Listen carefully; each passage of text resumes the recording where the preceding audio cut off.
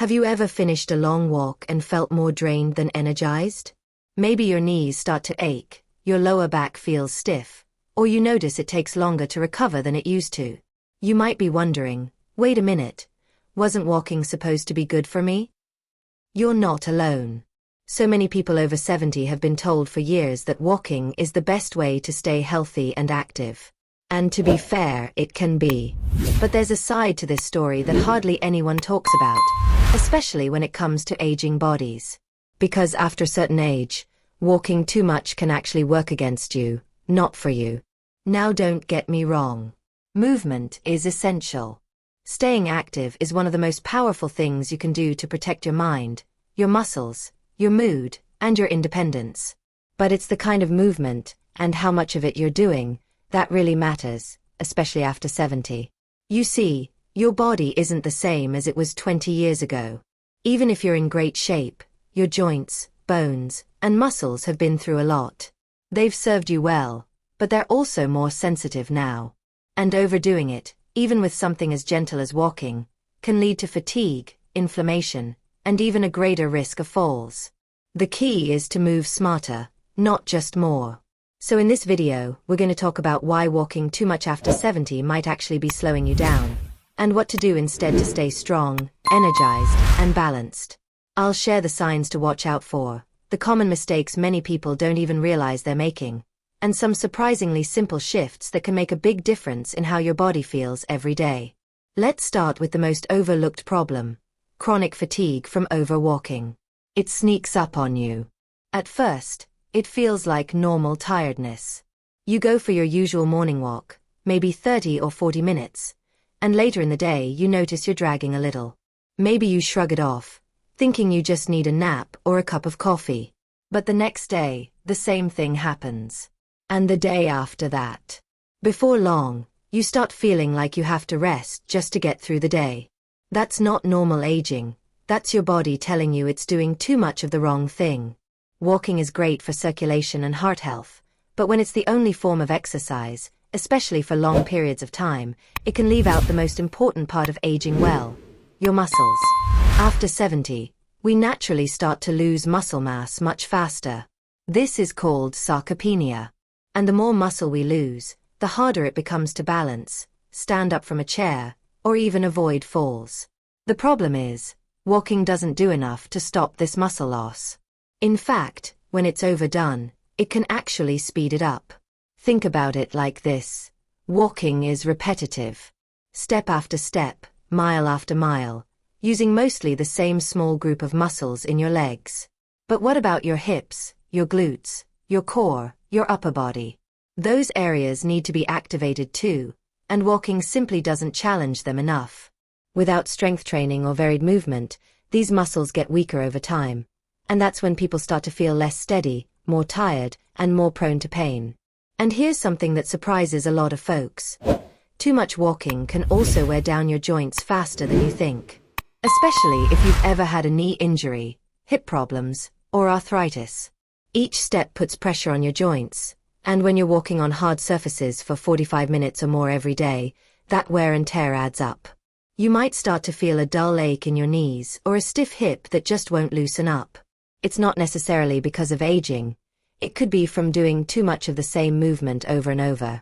So what can you do instead? It doesn't mean you have to give up walking completely. But it does mean you should be more intentional with how much you're walking, and how you're balancing it with other forms of movement. Your body craves variety. It responds best when you mix gentle walking with strength exercises, stretching, balance work, and even rest. One powerful shift you can make today is to shorten your walks and add light strength training a few times a week. You don't need a gym, heavy weights, or anything fancy. Even simple movements like seated leg lifts, wall push-ups, or standing heel raises can do wonders for building strength and protecting your joints. These movements activate muscles that walking misses, and that's where real progress starts. Also, think about how your body feels after a walk. Are you refreshed, or do you feel sore and sluggish? Are you moving better the next day, or are you dealing with tightness and fatigue? Your body will tell you what it needs if you're paying attention. And sometimes, It's asking for more rest or a different kind of movement altogether. Now that we've looked at how walking too much can lead to chronic fatigue and muscle loss, let's talk about another issue that doesn't get enough attention. How walking too much can actually increase your risk of falling. How walking too much can actually increase your risk of falling. Now, that might sound strange at first. After all, walking is supposed to help you prevent falls, right? And yes, gentle, mindful walking in moderation can absolutely help with balance and coordination. But when it's done too often, or for too long, without the right support or balance exercises, it can have the opposite effect. Here's why. Walking is mostly a forward motion. You're not moving side to side, you're not changing directions quickly, and you're not challenging your balance in different ways. Over time, this one-directional movement can create imbalances in the body, where some muscles get used a lot and others get ignored. Your calves and shins might get stronger, but your glutes, hips, and stabilizing core muscles might stay weak. And those neglected muscles are exactly the ones that help you stay upright and steady. So even if you walk every day, you might still find yourself catching your toe on the carpet, wobbling when you stand from a chair, or feeling uneasy on uneven ground. That's because balance isn't just about being active, it's about training your body to respond to different situations. And walking alone just isn't enough to build that kind of body awareness. Another thing that can quietly increase fall risk? Tired legs. After long walks, especially if they happen day after day without enough rest or muscle recovery, your legs get fatigued. And tired muscles react more slowly. That delay, even if it's just half a second, can make the difference between catching yourself and taking a tumble. There's also the issue of posture. When people walk for extended periods, especially on sidewalks or pavement, they tend to lean forward slightly, sometimes without even noticing. This subtle tilt can put extra strain on the lower back and make you more prone to tripping, especially if your gaze is down at the ground rather than forward. Over time, this posture becomes a habit, and that forward-leaning stance can throw off your natural balance and coordination. And if you're someone who enjoys walking with a friend or a walking group, first of all, that's wonderful for social connection, but also be mindful of keeping up with someone else's pace. It's easy to push yourself harder than you should just to stay side by side, and that extra effort might not feel like much at the moment. But later, when you're home and tired, or your feet feel sore, that's your body saying, "Hey, we overdid it." So what can you do instead to stay strong, balanced, and steady? One of the most effective ways to protect your balance is to build strength in your legs and core, not just through walking, but through targeted, functional movements. Exercises that strengthen the hips, thighs, and abdominals can dramatically reduce fall risk. You can even do many of these at home. For example, holding on to the back of a chair and gently lifting one leg to the side helps activate the outer hips. Or standing on one foot while brushing your teeth, even just for a few seconds, can train your body to respond quickly and improve your overall coordination. Another helpful habit is to vary your movement throughout the day. Instead of one long walk in the morning, try breaking it up into 2 shorter walks, say, one in the morning and one in the afternoon. That way, you get the benefit of movement without over-fatiguing your muscles. And in between, you can stretch, do a few simple strength exercises, or just rest when your body asks for it. And here's something that might surprise you. Some of the best balance training doesn't even look like exercise. Standing barefoot on a soft surface, like a yoga mat or even your bed, for a few minutes can challenge your stabilizer muscles in a safe way. Or gently shifting your weight from one foot to the other while standing at the kitchen counter. These small moments of balance practice, done consistently, can build the kind of strength and reflexes that keep you upright when life throws you off course. Like when the dog darts in front of you, or the sidewalk suddenly dips. Now, let's not forget the importance of footwear. After 70, the kind of shoes you wear on walks becomes even more important. If you're walking too much in unsupportive shoes, like old sneakers, flimsy slippers, or worn-out sandals, you're putting your feet and ankles at risk. That poor alignment can travel all the way up to your knees and hips, causing unnecessary strain. Supportive, well-fitted shoes with a non-slip sole can make a world of difference, especially if you walk on a variety of surfaces like grass, gravel, or pavement. Another thing worth thinking about is your walking environment. Are you walking in places that challenge your body in safe ways, like a smooth park path with gentle hills? Or are you navigating cracked sidewalks, uneven curbs, or crowded areas that force you to stay tense and alert the whole time? The more stress your nervous system feels while walking, the more energy it burns, and the more drained you'll feel afterward.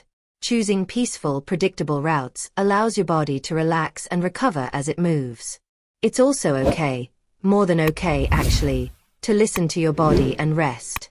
Rest isn't laziness. It's smart aging. When you balance movement with recovery, your body thanks you by becoming stronger, not weaker.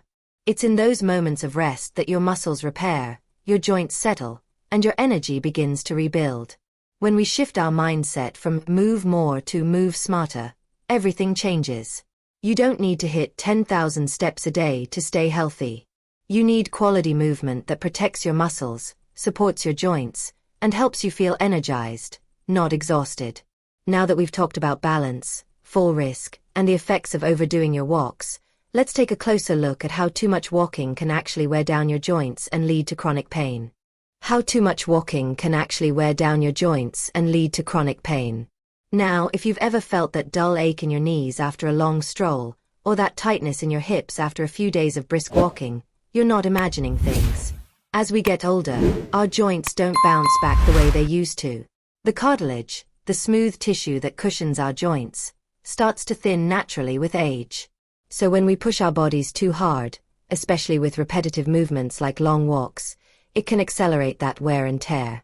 Walking might seem low impact, and in many ways, it is. But over time, the repeated stress of walking on hard surfaces, like concrete sidewalks or asphalt roads, can lead to inflammation in the knees, hips, and even the lower back. You might not notice it right away, but over weeks or months, that discomfort can grow.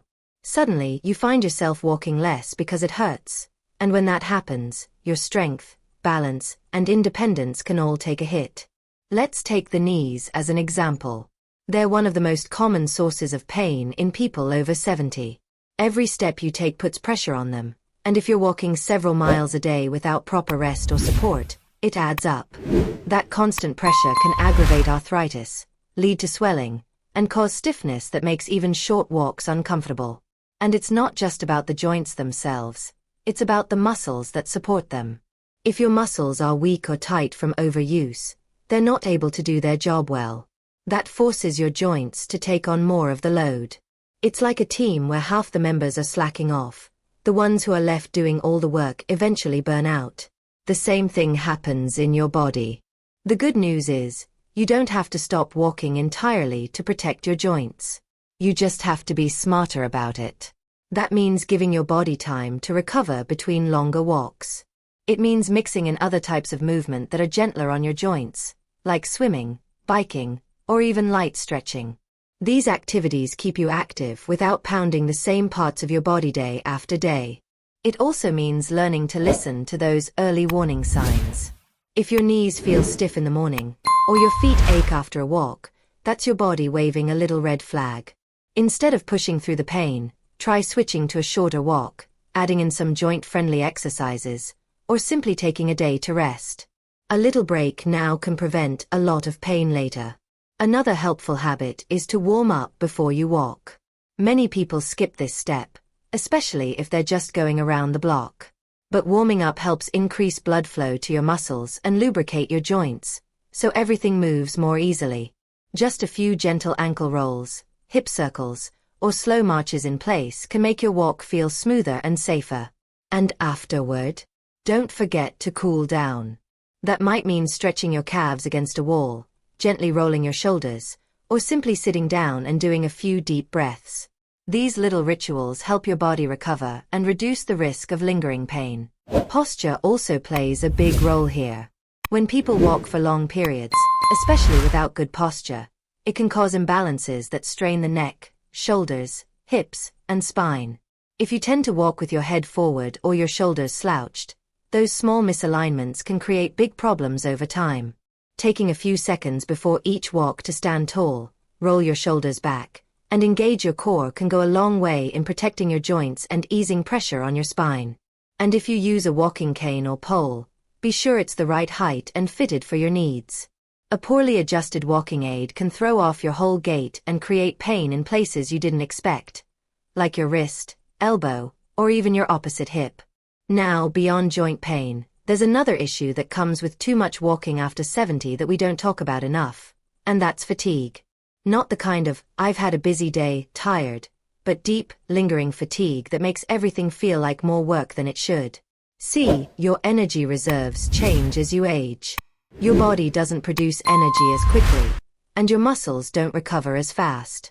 So when you use a big chunk of your energy on long walks, especially every day, it can leave you drained for the rest of the day. Things like cooking, cleaning, or even socializing can start to feel overwhelming. You might even find yourself saying no to invitations or opportunities, simply because you're too tired to say yes. And here's the thing. Walking isn't supposed to take away from your life.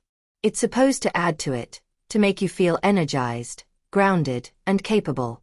So if it's starting to feel like a burden, or like you have to push yourself to get through it, it's time to rethink your routine. It might mean taking shorter walks more often, or adding more rest days, or choosing different types of movement entirely, like gentle yoga or tai chi. The goal isn't to do more. It's to move in a way that fits your life, your body, and your energy. Because at this stage in life, you've earned the right to move with ease, not pressure. You've earned the wisdom to know that slowing down isn't weakness, it's strength. It's listening to your body, honoring your health, and living in a way that supports you long term. And if you've been feeling guilty for not walking as much as others, or because someone said you should walk 10,000 steps a day, let that guilt go. Your value isn't measured by a step counter. It's measured by how you feel, how well you move, and how joyful your days are. So if walking too much is causing you pain, draining your energy, or making you feel worse instead of better, it's okay to stop, to rest, to explore other ways to stay active and vibrant. You deserve that. Let's wrap things up with a few reminders that'll help you walk smarter, not harder, and keep you moving in a way that truly supports your health and happiness. Pay attention to how your body feels, not just how far or how fast you walk. That means tuning in to the small signals, like soreness that lasts longer than usual, stiffness that keeps creeping back, or fatigue that makes daily tasks feel harder. These aren't signs of weakness. They're messages from your body asking for a little more kindness and care. Instead of focusing on how much you're walking, try focusing on how you're walking. Are you enjoying the fresh air? Are your shoulders relaxed? Your breathing steady? A mindful 10-minute stroll can be far more beneficial than a power walk that leaves you feeling worn out and achy. Quality over quantity, especially now, is key. And let's talk about rest. Rest isn't a reward you earn after being active. It's part of the rhythm that keeps your body functioning well.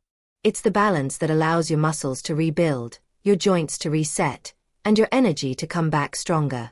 If you walked a little farther than usual one day, it's perfectly fine, even smart, to take it easier the next. You're not falling behind. You're making progress in a sustainable way. If you enjoy walking and want to keep it in your routine, there are also small changes that can make a big difference. Switching up your walking surfaces, for example. Instead of pounding pavement every day, try walking on grass, dirt trails, or even a cushioned track at a local school or park. These softer surfaces reduce the impact on your joints and can help prevent some of that wear and tear we talked about. Footwear is another overlooked factor. A good walking shoe should support your arch, cushion your heel, and give your toes enough room to move. And here's something most people don't realize. Shoes wear out on the inside long before they look worn on the outside. If you've been walking in the same pair for over a year, it might be time to replace them, even if they still look fine. And for those days when walking just doesn't feel right, whether it's due to joint pain, weather, or energy levels, have a backup plan. Chair exercises, light stretching, or even dancing around your living room to your favorite music all count as movement.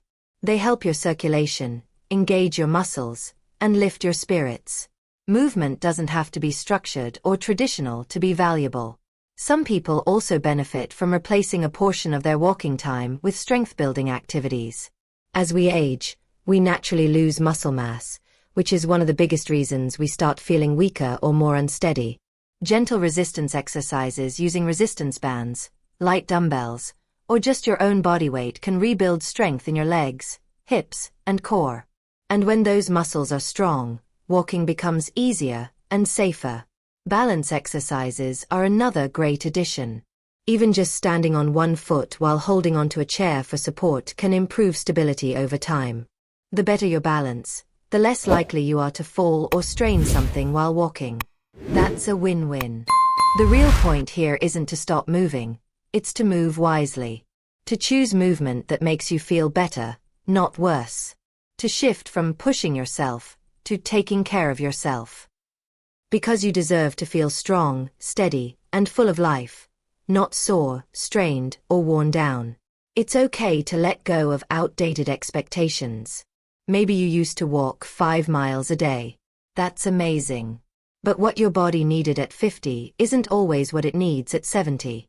There's no gold medal for wearing yourself out. The real reward is feeling good, staying independent, and doing the things you love with the energy and comfort you need. If walking has been part of your routine for years, and now you're realizing it's no longer serving you the way it used to, give yourself permission to shift gears. That's not giving up, that's growing. It's being wise enough to adapt and strong enough to change course when it's time. And if you've been comparing yourself to others, neighbors who still walk every morning, friends who post their step counts, remember that every body is different. What works for someone else might not work for you. That doesn't make you less active or less healthy. It just makes you you. And that's more than enough. So here's what I want you to take away from this conversation. You're not here to chase numbers or fight through pain. You're here to feel good. To move in a way that energizes you.